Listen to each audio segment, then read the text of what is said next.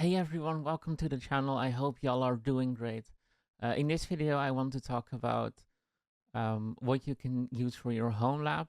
There are plenty of videos out there, so be sure this is not the only one that you watch, because there are quite literally hundreds of videos out there. People talking about their home lab, what they use for their home lab, and everything like that. For this specific video, I want to go a different route. Most people will tell you like, hey, you can get like enterprise servers that make a lot of noise and use a lot of power, but are very powerful. Or you can get mini computers like the Minis forum ones, the small ones, or like an old HP system that a company is getting rid of. You can usually get those on eBay for pretty cheap. But I want to do it a different way. So what has been the experience for me is that outside of for those who know me longer than today, I used to have a very, very big home lab in a data center, used to be a rack full of servers, and I have downscaled from that. I've actually moved to a company called Hetzner now, and not the co-location services that they have, but actually just renting a server. It turns out that for me, it has less upfront costs because I don't have to upgrade all my servers, which would cost a fortune. Think of like $3,000 plus. And I have a very powerful server for about the cost of what my co-location was. So that's a win-win for me. And that is what I want to get into in this video. So what we're going to do is we're going to look at how I use Hetzner specifically. And note, they are not sponsoring this video, though if they want to, they can get in touch with me. But anyway, so that is what I want to get into in this video. So let's get started.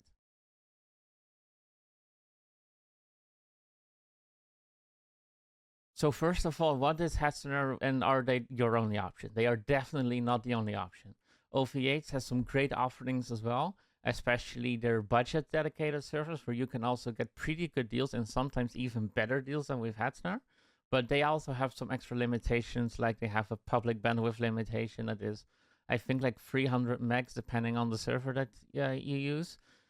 And Hetzner, you just get like the full 1 gig link with usually unlimited traffic, depending if you have a 10 gig or a 1 gig link. If you have a 10 gig link, then there are some traffic limitations. But I think you get, at the time of recording, you get like 20 terabytes or something. So that is, for most people, plenty. So what I want to show you is if I go to Hetzner's website and we allow all cookies. So under dedicated, there are two options that you have here, and I'm just gonna set this to euros because I am in Europe. If you go under dedicated, there are a couple of options. They have the server auction, the server finder, and then a couple of lines and brand servers. Now, what is the difference? So the server auction is usually where you will get very good deals. These are older hardware that they don't want to get rid of yet, so they throw it on the server auction. You can get like an older EX line, for example, or a retired line in general, for pretty cheap. So it's not the latest hardware. They have servers like a 7th gen i7, 6th gen i7, or a 3rd gen Ryzen 5, but for like, if you're just getting started, that is plenty that you will need in the beginning. And of course, you do want to get it right. You can upgrade because you pay, most servers, especially in the server auction, you pay for by hour and there is no setup fee. I will get back to that later. It is a hassle if you have to move everything from server to server every time you want to upgrade. So if you do this, do try to look into the future a bit and see if you may need more memory or need more processing power, stuff like that. But that is a server auction, older hardware that they are repurposing, that you can get at a pretty good deal. Now, the server finder is pretty much, you can just put in the specs and it'll try to find the server that fits your needs from all the lines listed here. And what the lines are, the EX line is pretty much Intel servers, the AX is AMD, RX is ARM64, SX is for storage, and then the GPU line has, well, GPUs, and then brands is like Dell hardware with iDRAC access that you can get with like, a dual Intel Xeon in it or things like that. The other lines don't have dual CPUs. If you need dual CPUs, you will need to get a brand server with them. There are, to my knowledge, also not any dual CPUs available in the server auction, So in that case, you're gonna have to go with a brand server. And as you can see from the starting price, they are more expensive. So what I want to get into is I will just show you the server finder quickly. As you can see, most servers, they have a setup fee like this one. There's currently, at the time of recording, and for a while before the time of recording too, because this has been going on for a few months, the AX41 NVMe line has 0 setup fees, almost 6 cents an hour or 37 euros and 30 cents a month for no setup fee, which is a pretty good deal for getting a 6-core 64 gigs of RAM. And it's a 3rd gen Ryzen 5, but that usually doesn't matter too much unless you really need a lot of computing power. And then 2 512 gig NVMe SSDs. For that money, I feel like it's a pretty good deal. What you can do here on the side is fill in what you need. Are you loyal to Intel or AMD? For me, it doesn't matter. I just avoid this is just something I do, is I avoid the whole performance cores and efficiency cores, and I tend to stick with AMD or Intel Xeon systems because they just have a core with hyper-threading, and that for me is a lot easier. So that is what I do. Now, if you want 12 cores, you can fill it in here. If you need 128 gigs of RAM minimum, you can filter on it here, and then you will see that they have an AX for 104 a month. The specs listed here. So the one that has the processing time, usually it has a configure button, which means, and we can click on that just to show you, you can configure it to your needs. So you can add some memory if you want. You can add drives. Now, this will mean that someone will have to physically build the server for you if you go with this option. There's also a check availability button where you can see what the estimated time for delivery is. Now, if it's customized, like I said, which is if you add things, remove things, stuff like that, then it will take longer for your server to be delivered. Instead of it being a few minutes, it will be a few working days.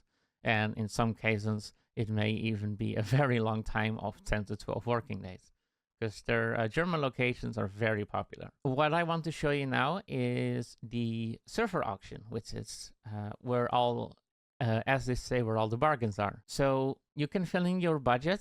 The way that the server auction works, which I'll tell you first, is when a server becomes available and it is formatted, they make sure it's working, yada yada, then they will put it in the server auction where it'll be at a price. And as you can see, there is a time left on this. And when a timer expires, it's until a certain point, it'll go down by €1, as far as I know. Usually when this expires, it'll go down by €1. And then at some point, you get a pretty good deal. Someone will get the server and you cannot get it anymore.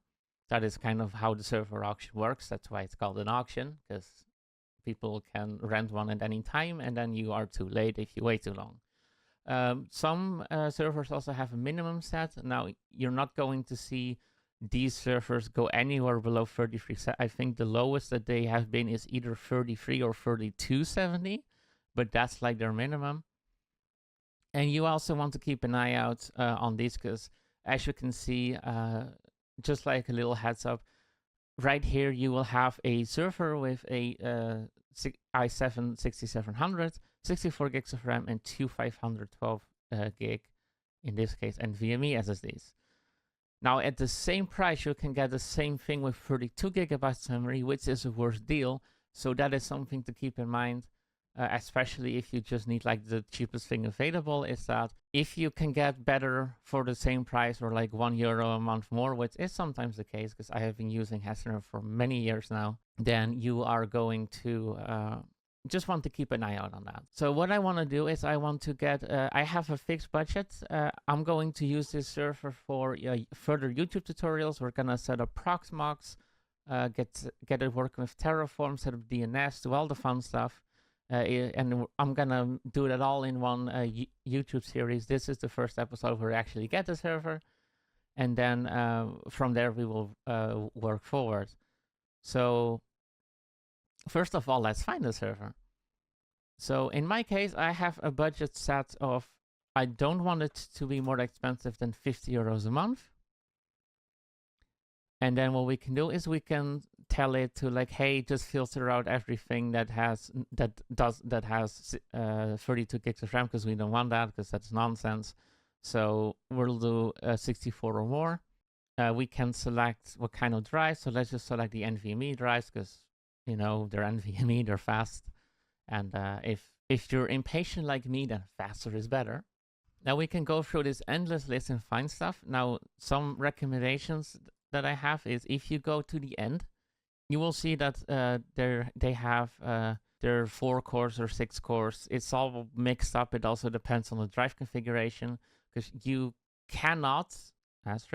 generally cannot adjust these servers when you order them. You can, but you'd have to order it first and then make a ticket to get it changed. And I have done this before with getting a 10 gig NIC in a server. It does take a bit, so just keep that in mind. So in this case, as you can see, one unfortunate thing about the server auction is that they do not have a filter for like CPU cores. So you cannot set like, hey, I want a minimum of 6 cores. Hey, I want a minimum of 8 cores. You will kind of have to know what CPU has which in case you don't know, you can look it up on Google. That is what I usually do. If I don't know, because I don't know every single CPU off the top of my head, I know the most popular ones that they have with Hetzner, just because I've been using their server auctions for so long. But if I don't know, then it's just you click, you search on Google, you go to a website if it loads, and then you just go to the specs and you can see, oh, hey, this is an 8 core, which not bad. So that is something to keep in mind. We even have a 6 core here with 128 gigs of RAM for $49.70. You don't get that at every place. And one thing to keep in mind is the location, because depending on the server, it will be in Nuremberg or Falkenstein or in Helsinki. If you have multiple servers, for the best performance, especially in terms of latency, you would want it to be at least in the same location. So Falkenstein or Helsinki, for example. If one is in DC15 and the other one is in DC16 of Falkenstein 1, for example, the ping is generally quite low. But if you are really hammering on latency, then try to find something that is in exactly the same location. They do have a filter for that where you can be very precise in case you need that. Now, what I'm going to do is I want something that this will just be for testing, so it doesn't have to be like the most expensive thing ever. And with what I also want to keep in mind is with the current AX41 deal that they have, is that I will either have to find something at that price or cheaper that has a Ryzen 5 or an 8700. Otherwise, it'll just be cheaper to get this one because it has €0 setup. In this case, I may actually go for this. But I'm just going to take a quick look and I'm just going to do it on camera so you can see how I work. And then we will go from there. So this is a Ryzen 5 3600. Now what I can do is I can adjust my filter and I will say I want the max to be 38.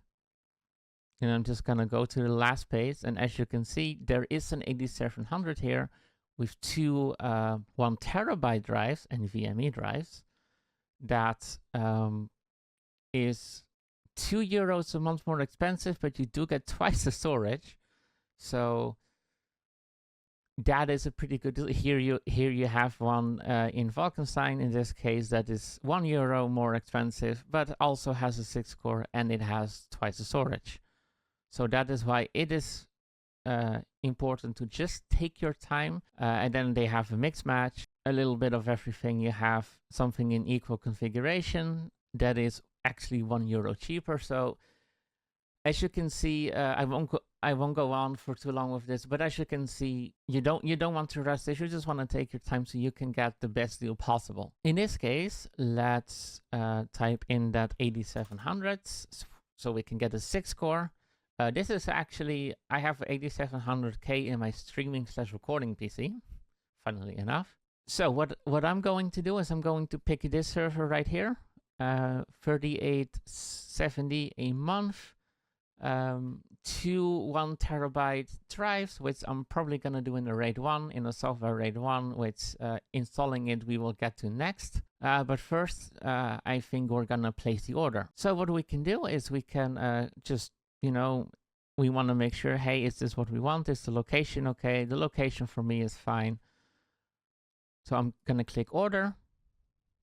Now, something that you may run into is in this case, this is listed without VAT. Depending on where you are, you may be charged tax depending on if you are a consumer or buying it as a company. Well, renting it as a company, I should say. But it'll show that on the final page. It's pretty much what I'm trying to say.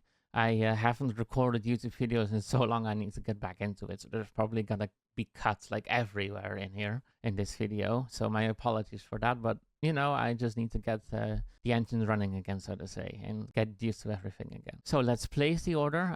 Falkenstein DC6 works for me. We also have DC8. Doesn't matter in my case, so I'm just gonna click this one, order. And now, in my case, I have an account, so what I'm going to do is I'm just going to go to their robot and then log in first, because I don't know why they don't have a login button on there. If you log in and you already have an SSH key on your account, then you can select that SSH key, so you don't have to fiddle around with passwords. So I'm going to go back to the auction, make sure that no one has snagged the server from me, and then just click order. When we're on the ordering page, right here you can see the amount that you'll pay. So there's no setup fee. It'll be $38.70 a month or 6.2 cents an hour. You do pay per hour, so if you don't use this for the entire month, you don't pay for the entire month. So the way that it works is it is the hourly price unless you hit this amount, and then for that server it won't get more than that unless you add like add-ons like extra IP addresses, failover IPs and all that stuff. So I'm just going to select my public key, make sure that the specs is what I am expecting, just to double check. Then we'll go to save. We will scroll down and then we will hit checkout. And then this is the order confirmation. So something to keep in mind is you can add additional comments here. However, their server auction servers are all provisioned automatically. So if you place an order with a server auction server, it will take a few minutes, sometimes 5, sometimes 20. It depends on the server, how fast it can format, all that stuff. If you need a KVM, you can request a KVM if you don't want to use the rescue system that they have, which I will get to in a second on what it is. But the thing that I'm trying to say here is that if you put something in the comment section, the provisioning is not done automatically anymore, which means you may have to wait a couple of working days for someone to read the comments on your order. So if you need anything, like a KVM, do not put it in the additional comment section, because otherwise you're gonna be waiting for your server for a lot longer than normal. And that's also why they have this warning here, because people used to do that a lot in the past, and I just want to highlight it as well. So I'm going to leave this empty. I will agree to the terms and conditions as well as the privacy policy, and then I will place the order, just verifying, yes, place the order. Thank you for your order. You will receive an order confirmation email shortly. That is how easy it is. Now we wait. You will get 3 emails. You will get 2 emails for the order confirmation. One is a generic confirmation. The other one has some more details about the server in it that you've ordered. I will, on screen here right now, I will put a screenshot of what that looks like. And now we are going to wait until we have received a message from Hetzner saying that, hey, your server is available, you can add this into the rescue system and then install it from there. And then I will also explain what the rescue system is, what it looks like, why they use it, and all of that stuff. Just bear with me. For me, it'll be a few minutes, and then for you, it'll be pretty instant, so I will see you soon. So as you can see on screen, this is the email that I have received saying like, hey, this is the IP address of your server, this is the password or the SSH key that has been provisioned on the server, and that it has been delivered in the rescue system. It should be on screen now, so you have an idea of, hey, this is what it looks like, this is the information in there. I'm not showing the whole email because it is a bit long, and the bottom part, just like some extra information, stuff like that. But now that we have the IP address, we can SSH to it, and then I will show you around in the rescue system. So let's go to our terminal. And I'm just going to SSH as the root user to the IP address of the server. And here it already says, so welcome to the Hetzner rescue system. The rescue system is based on Debian 12 with a custom kernel. You can install software as you would like in a normal system. To install a new operating system, you can use the install image command, which we will be using to install an operating system. And then it is a PXE boot system. So if you apt install anything on the rescue system, it's not going to persist across the reboot. And then it'll show you some information about the server, and then the networking details. So in this case, the IP address, what kind of NIC is in here. So that is what the rescue system is. You can use it if you need to, if something broke and you need like a Linux system to boot into, so you can fix your OS that's already on there from there, or if you want to install a new one. Now they do have images for quite some operating systems, but you always have the option to also just request a KVM, which pretty much is like you will have a web interface that you can access, and then from there you can connect to the server like you were physically in the data center plugged in with a keyboard, mouse, and video. So it also allows you to change like BIOS settings if you have to, or what I have done in the past with, well, more beefier servers than this, is if I want to install something like ESXi, is that I will make a ticket saying like, hey, I would like a KVM for an hour on this server with, you know, like USB flash drive plugged in with this ISO on it. And then I send them a download link to the ISO. And that is an alternative way of installing some operating systems because they don't have an image for everything. But I will show you that right now. So if we type install image, it'll run in interactive mode. And here we can we have a menu of the operating system that they support, that they have, and that they don't support. So for Debian, they have, I think they have 11 and 12. They have Ubuntu, Arch Linux, CentOS, Alma, Rocky, and then Other.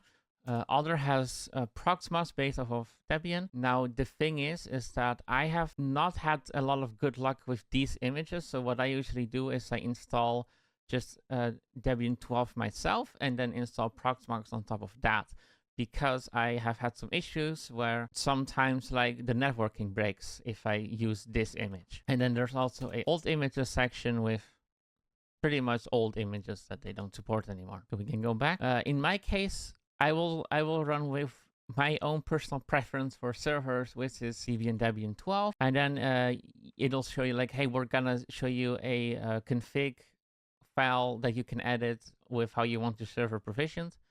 So I'm gonna press OK. And now I will walk you through this just so you know like the basics of what is going on. So here at the top, it'll show you the drives that are in the server. Software rate. This is, do you want to enable or disable software rate? If you don't want it, you can change it to 0, and then the rate level doesn't matter anymore because it just ignores it. If you set it to 1, you will have the software rate level, which it'll show you what options you have. So 0, 1, 5, 10, and 6.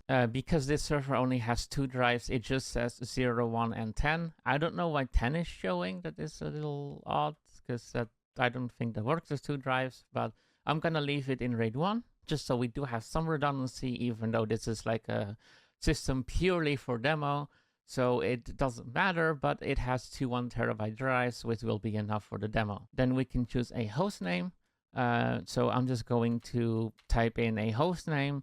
Let's call the server YT Demo Nico. I don't know, just coming up with a name. Here you can change if you want it to be IPv4 only, which I don't see why you would have to set that, so I'm gonna leave that commented out. You will have a setting like, hey, if you want any like custom partition sizes, like you want the /boot that is this big, you want swap that is that much, and etc. etc. If you have like RAID 5 or 6 or a very large amount of space, it'll pre-select what it thinks you want, which is if you have a mix of drives, that doesn't always work well, so do keep in mind on that, and the rest I usually just leave it at default. So right here you can see it'll do a 32 gig swap, 1 gig /boot partition, and the root partition will just be the rest of the space that you have. That is how it is set up. So I'm going to hit F10, or you can just click on 10 here, and then we'll go to yes. And then it'll ask like, hey, are you sure you want to format these drives? Well, yes, there's nothing on there anyway, but it is good that it asks you in case you want to reinstall, and it just wants to make sure you are absolutely sure you want to use the drives that you have selected. So yes and yes. Then now what it's going to do is it's going to create a partition, set up FS tab, and then, well, first, of course, delete the partitions, and then it's going to create them, set up FS tab, get the image, write it to the disks in the configuration that you want, set up the hostname, networking, etc., etc. So I'm just going to fast forward through this, and then I will be back once it has finished.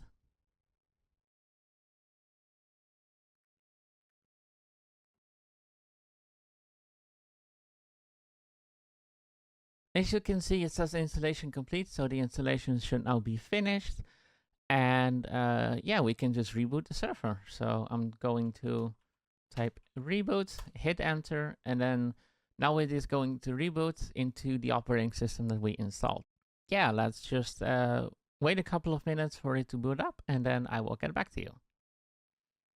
So as you can see, we have SSH to the server, and we can run something like htop to just show like nothing's running on here. It is a fresh installation. Now, one thing is that it doesn't update on installation, so we do want to run apt update and then apt upgrade just to make sure all the packages are up to date. And we can see that the server has updated successfully. Now, I'm gonna call it here for this episode. In the next episode, we will be setting up Proxmox on top of this installation, and then we will access it, do some basic networking setup and all that stuff. But thank you for watching. If you have any questions, feel free to put them in the comments. Don't forget to like, subscribe if you like what I'm doing. And then, like I said, questions are welcome in the comments. In my opinion, there are no dumb questions. You can ask me anything, even if I'm live. So, you know, don't forget to follow me on Twitch, subscribe on YouTube, like the video if you like it, share with your friends or on Discord. Don't forget to join the Discord server that I have. The link is in the description. And yeah, thank you for watching, and I hope to see you next time. Thank you.